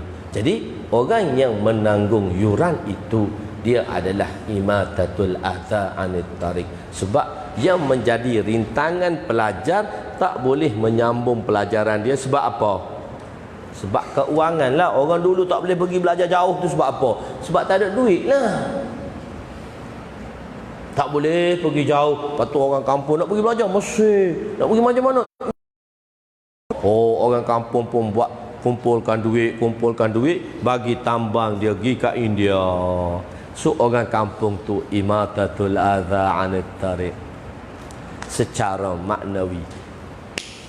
Ajib ulama ni dia faham dalam. Kita nampak imatatul adza anit tariq tu batu kayu je lah. Hak tengah jalannya, rintangan duduk tengah jalan, batu kayu najis tu je lah. Hak yang menyakiti di jalanan tu. Tak. Yang tak boleh mencapai hajat tu ialah rintangan tadi. Fafirru ilallah. Orang tu nak pergi pada Allah. Apa rintangan dia? Kita bantulah dia, datangkan dia kat masjid, bawa dia kat masjid, kenalkan dia masjid, nampak dia masjid. Lepas tu berubah jadi tok wali dah. Dulu tu tak tahu cahak macam mana cahak sekalipun, lepas tu jadi wali Allah besar bila kena tangga masjid. Itu imatatul adza lah tu, anit tariq lah tu. Oh, itu dari sudut maknawi. Dari sudut apa? Maknawi ni saya bagi tahu dia punya kunci. Nah, itu insya-Allah mudah saja nak faham. Ini kunci-kunci dia. Jadi itulah dia katakan. Jadi sebab itu kan Imam Syafi'i, sebab tu dia kata bercerangga. Jadi kenapa ada perbezaan pendapat dalam gambaran sebuah masjid yang sama? Ini berlaku kerana sudut pandangan yang berbeza. Seorang melihat kepada pandangan hadapan, seorang daripada pandangan atas, dan seorang melihat pada pandangan sisi. Oleh itu pandangan itu tidak bercerangga antara satu sama lain. Seorang itu tidak boleh menafikan pandangan dari sudut yang lain. Bahkan jika pandangan ini digabungkan, maka pandangan ini akan menjadi lebih sempurna. Molek dah masjid tu apa? Satu kubah, satu mimbar, ada pintu sebelah dia. Sempurnanya, cantiknya begitu. Jadi sebab itu, jadi iman tu amal qalbi batin, amal zahir. Sebab tu kata Imam Syafi'i dia separuh. Macam itulah juga surah Al-Ikhlas. Nabi kata baca surah Al-Ikhlas 3 kali, qul huwallah, macam baca sebuah Quran. Saya nak tanya, orang baca Quran 6,200 ayat lebih, sama tak dengan orang baca Quran 12 ayat? Pahala dia sama tak? Baca Fatihah, baca qul huwallah 4 ayat ya. 3 kali baca 12 ayat. Satu orang dia baca Quran, sebuah Quran 6,200 berapa belah ayat tak tahu. Sama tak 12 dengan 6,000? Sama tak? Nak tanya ni. Tak sama kan? Tak sama. Tapi itu 3 kali qul huwallah tu sama dengan sebuah Quran. Bukan dari sudut pahalanya tak.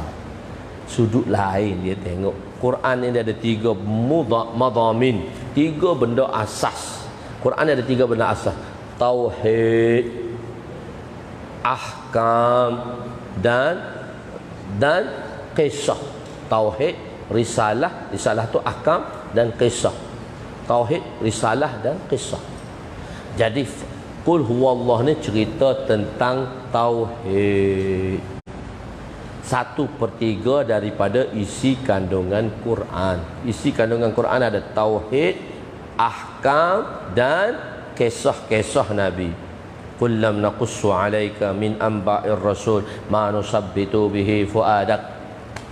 Itu kisah-kisah kenabian. Allah kata, aku cerita kat engkau Muhammad, qul lam naqussu 'alaika, kisah-kisah kenabian kepada engkau Muhammad, ma nusabbitu bihi fuadak, kerana aku nak kuatkan iman kau. Kisah-kisah kenabian ni menaikkan keimanan. Allah Ta'ala memperdengarkan kisah itu kepada nabi-nabi. Itu dipanggil kisah. Kisah-kisah kenabian. Ma nusabbitu bihi fuadak. Jadi maka disebutnya tauhid. Qul huwallah tu merupakan satu, ialah mazmumnya tauhid. Jadi tauhid tu 1/3 lah. Dari sudut pandangan tauhid 1/3 lah daripada isi Al-Quran. 3 kali baca, 3 kali 1/3 jadi sebuah Quran. Dari sudut tauhid, dari sudut, kan dari sudut pahala. Pahala tak sama. 6,000 ayat dengan 12 ayat mana samanya?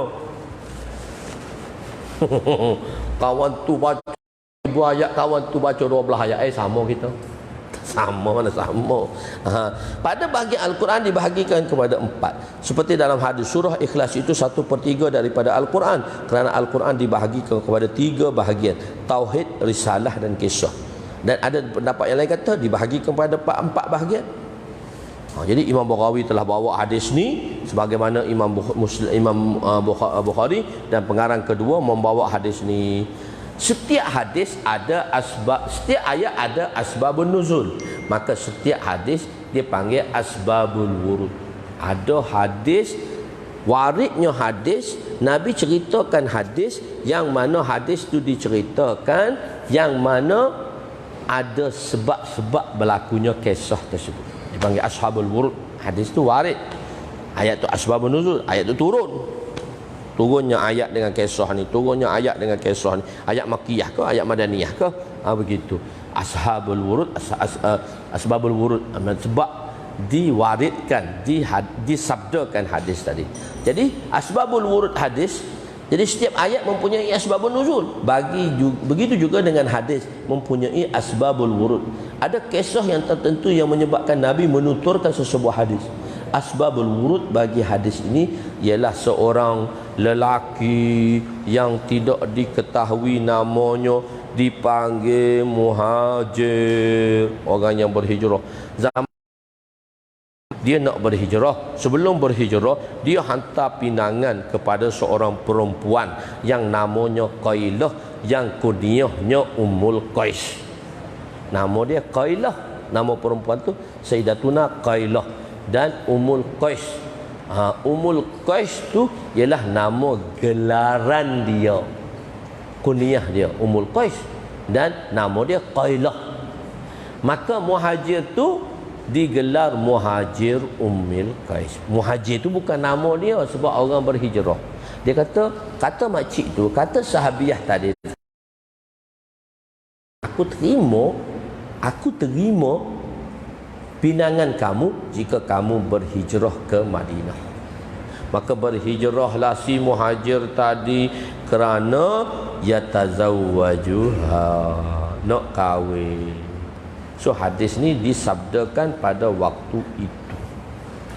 Cuma ajibnya, nama sahabat yang nak kahwin itu tidak diketahui dan tidak diriwayatkan, kerana itu satu keaiban.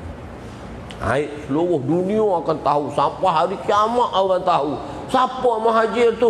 Itulah nama fulan. Kenapa? Sebab nak kahwin lah tu. Kahwin tak salah, tapi nama tu aib. Jadi mana-mana hadis yang mengeluarkan satu-satu nama yang boleh mengaibkan orangnya itu, maka sahabat menyembunyikan nama tersebut. 124,000 sahabat boleh pegang rahsia tak cerita siapakah muhajir itu. Kita dua orang sekampung boleh tahu. Dia panggil berita tingkat. Dulu mesyuarat tingkat, sekarang tak mesyuarat tingkat dah, mesyuarat WhatsApp. Dulu sekampung boleh tahu, sekarang WhatsApp bukan sekampung dah, sedunia tahu. WhatsApp dia masuk iCloud. So iCloud tu tak delete dah tu. Tuan-tuan delete sini, iCloud tak delete dah tu. iCloud tu kekal tu. Dia akan masuk semua ke iCloud. Semua iCloud. Orang putih buat cerdik dah dia. Tu dia buat benda ni, dia buat benda ni, semua masuk iCloud. Semua masuk iCloud. Semua masuk iCloud. Semua masuk iCloud. Kalau masuk iCloud, orang lain juga semua masuk. Masuk macam-macam lah. Dia dah ada dah di iCloud masing-masing. Tak nak padan dah, padan. Mana kau padan iCloud ni, kau buka balik, cari balik, ada balik. Mak Saleh dia tipu kita habis lah. Kita dia main gitu. Pak saya pun ada juga. Tak apa, dalam ni banyak kitab. Boleh isi kitab banyak, 260 gig. Boleh berapa puluh kitab, berapa ribu kitab boleh duduk dalam ni. Senang. Tak bawa kitab buka ni kadang-kadang. Dia kena bawa juga kitab. Senang. Jadi nama itu disimpan. Jadi salah. Jadi salah tak boleh tegur lah. Takut jadi aib. Tak. Salah kena tegur, tapi bukan dengan cara mengaibkan. Salah kena tegur. Benda salah kena tegur, tapi bukan dengan cara mengaibkan. Cara mengaibkan tu salah. Mengaibkan orang tu salahnya. Tegur kena tegur. Jadi tidak dinyatakan riwayatnya. Jadi tak ada. Sebab apa Sayyidina Abu Hurairah kata, man satara aurata muslim fid dunya satarallahu auratahu fi aiban. Mana-mana orang Islam di dunia ini, maka Allah akan menutup keaibannya di akhirat. Imam Musnad Ahmad. Kahwin itu bukan satu kesalahan, bahkan termasuk dalam sunnah. Nabi kata, atazawwajun nisa faman raghiba an sunnati falaysa minni. Nabi bersabda sallallahu alaihi wasallam yang mafhumnya, aku mengahwini perempuan sebagai maka dia bukan daripada golonganku. Imam Muslim. Innamal a'malu binniyat. Jadi salah kena tegur, tapi bukan dengan cara mengaibkan. Jadi manusia ni dia suka dibelai. Setelah dibelai, maka berilah tahu kesalahan itu, maka diterima dengan mudah. Manusia ni dia suka dipujuk rayu. Satu orang dia macam mana? Satu orang dia bekerja, bos dia kata engkau kena buat 5 proposal. Selepas dia buat 5 proposal, dia pun bagi kat bos dia. Bila dia bagi kat bos dia tengok proposal kelima tak menepati sebagaimana dia nak. Pak tu okey. Kalau bos tu panggil, engkau ni kerja dengan aku 17 tahun dah tahu. Proposal pun tak pandai nak buat. Sebenarnya proposal kelima tu je salahnya. Dia pun kata, kau ni kerja dengan aku 17 tahun, buat proposal tak pandai. Dia dimarah, dia dikutuk, dia tidak dibelah. Apa dia kata? Jaga engkau kereta engkau, nanti aku cala lepas ni. Buat juga kerja. Tapi dia tidak dibelah. Kalau dia dibelah macam mana? Proposal pertama bagus, aku suka sangat. Yang kedua, Masya Allah, tik-tak. Yang ketiga, beres. Yang keempat, 80% bagus. Yang kelima ni, saya rasa kena ubah sikit. Bos, 2 minit saya baiki. Kenapa dia kata 2 minit saya baiki? Sebab 4 proposal tu dah dibelah. Manusia ni dia suka dibelah, baru dia boleh terima kesalahan. Dia bukan dimarah, dia dibelah. Tuan guru kami, dia kata sebelum panggil tu, kawan dia suruh bini dia masak dulu. Jauh tu, anak murid aku nak datang tu, jauh. Dia pun panggil Mau makan, lepas makan kenyang perut senang hati, baru tegur. Mana salah? Okey, terima kasih Tuan Guru kerana tegur. Lepas makan baru tegur. Setiap kali panggil mesti masak nasi. Anak murid kata, Tuan Guru, tegur je lah hak mana tak betul tak. Makan dulu. Engkau datang jauh ni. Makan dulu. Setiap kali nak tegur bagi makan. Ada tak orang yang kita nak tegur tu kita belanja dia roti canai sekeping? Atau kita belanja dia teh tarik?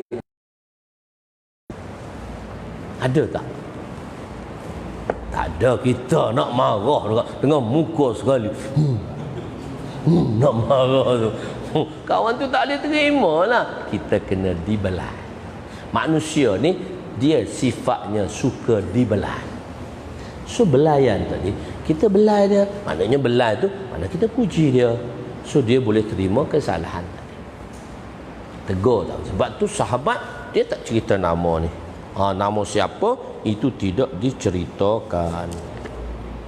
Innamal a'malu binniyat. Jadi ada 5 riwayat. Innamal a'malu binniyat, innamal a'malu binniyat, innamal amalu binniyat, al-amalu binniyat, al-a'malu binniyat.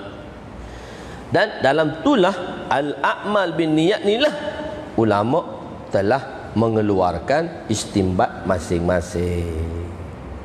Imam Syafi'i kata sihhatul a'mal binniyat al-ikhtiyariyah. Imam Abu Hanifah kata sawabul a'mal al-maqsudi binniyat. So kita terang lepas pukul 2.30 nantilah tuan-tuan berehat. Pukul 1 dah kita nak terangkan di sana. Nanti selepas Zuhur 2.30 sampai 4.30 asar, 2 jam insya-Allah. So habis hadis ni, hadis nombor 1 habis. So nanti akan datang 2-3 bulan lagi saya datang. Saya tak akan datang sebulan sekali, saya tak boleh datang. Saya datang 3-4 bulan sekali saja saya datang. Kita akan buat semulalah. Nanti boleh buat ramai sikit ke. Ramai buat program atau awal. Cantik sikit, banyak manfaat yang kita dapat nak diceritakan insya-Allah. Wallahu a'lam. So kita sambung lagi lah 2.30 nanti. Saya nak terangkan sedikit makna sihhatul a'mal binniyat.